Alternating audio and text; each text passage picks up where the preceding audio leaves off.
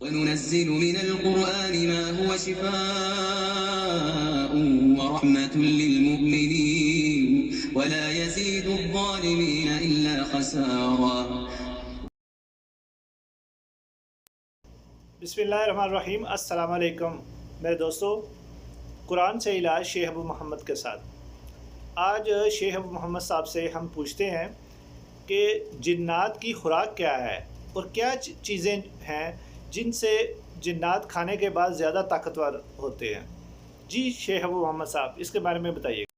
الحمدللہ رب العالمین، والصلاة والسلام علی رسولہ الکریم وعلی آلہ وصحبہ اجمعین وبعد۔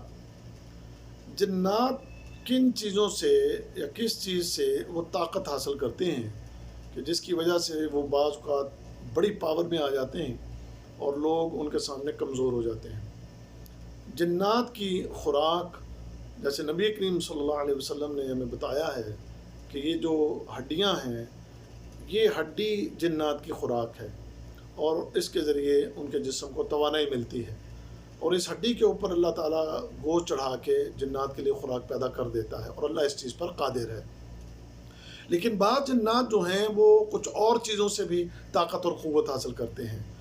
وہ جنات جو غیر مسلم ہیں اور کافر ہیں، مشرک ہیں، گندے ہیں، برے ہیں، وہ جنات گندگی اور غلاظت کھا کے اپنے آپ کو توانا کرتے ہیں اور قوت پکڑتے ہیں، اور ایسے جنات کا زیادہ تر جو مسکن ہوتا ہے وہ غلاظت کی جگہ ہوتی ہیں، جیسے بیت الخلاء ہے، وہ ان کی محبوب ترین جگہ ہوتی ہیں۔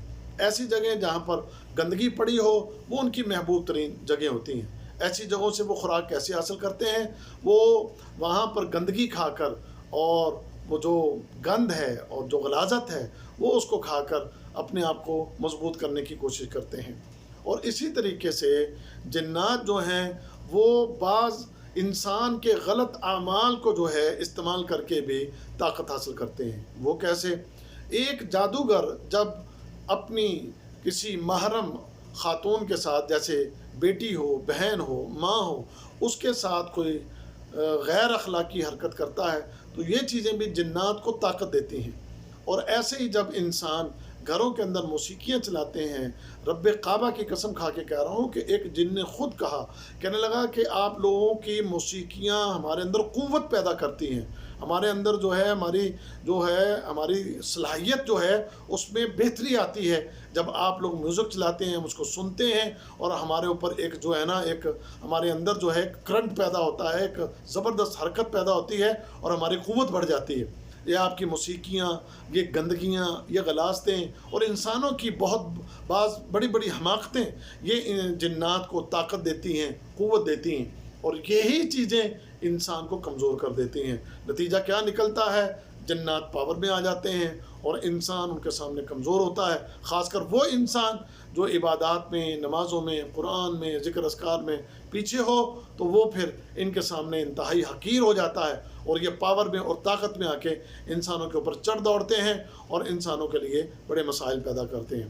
ایک اور بڑی اہم بات، جنات انسانوں کے سامنے مزید اپنی طاقت جو ہے وہ کب محسوس کرتے ہیں؟ کہ جب انسان جنات سے ڈرنے لگ جائیں اور خوف اپنے دلوں میں پیدا کریں اور لوگوں کے سامنے یہ بات کریں کہ جی ہمیں ڈر لگتا ہے، جی جن سے ڈر لگتا ہے، جنات سے ڈر لگتا ہے، تو اس سے بھی جنات جو ہیں وہ بڑی قوت پکڑتے ہیں اور بڑے اپنا جناب ایک روب بنا لیتے ہیں اور لوگوں کے اوپر حملے کرنے میں اپنے آپ کو جو ہے وہ بڑا ایکٹیو کر لیتے ہیں۔ قرآن حکیم میں رب کائنات نے جنات کی اس بات کو نقل کیا ہے کہ جو جنات کو ان کی سرکشی میں اگر کسی چیز نے بڑھایا ہے تو وہ اس چیز نے کہ جب انسان کہیں وادیوں میں آ کر رکتے تو جنات کو پکارتے اور کہتے کہ ہم یہاں پر جو ہے پناہ لینا چاہتے ہیں اور یہاں پر ہم ٹھہرنا چاہتے ہیں، تو جنات ہم تمہاری پناہ میں آتے ہیں، ہماری حفاظت کرو۔ تو جنات جب یہ انسانوں کی بات کو سنتے ہیں تو وہ اپنے آپ کو ان کے اوپر بہت روب والا، طاقت والا محسوس کرتے اور ان کے اوپر جو ہے وہ ان کے تسلط اور قبضے ہوتے۔ تو لہٰذا جنات کو کبھی بھی طاقتور نہ ہونے دیں، ہمیشہ کوشش کریں اے مسلمانوں، اے انسانوں، تم طاقت میں رہو۔ اللہ سمجھنے کی، عمل کی توفیق عطا فرمائے۔ السلام علیکم ورحمۃ اللہ وبرکاتہ۔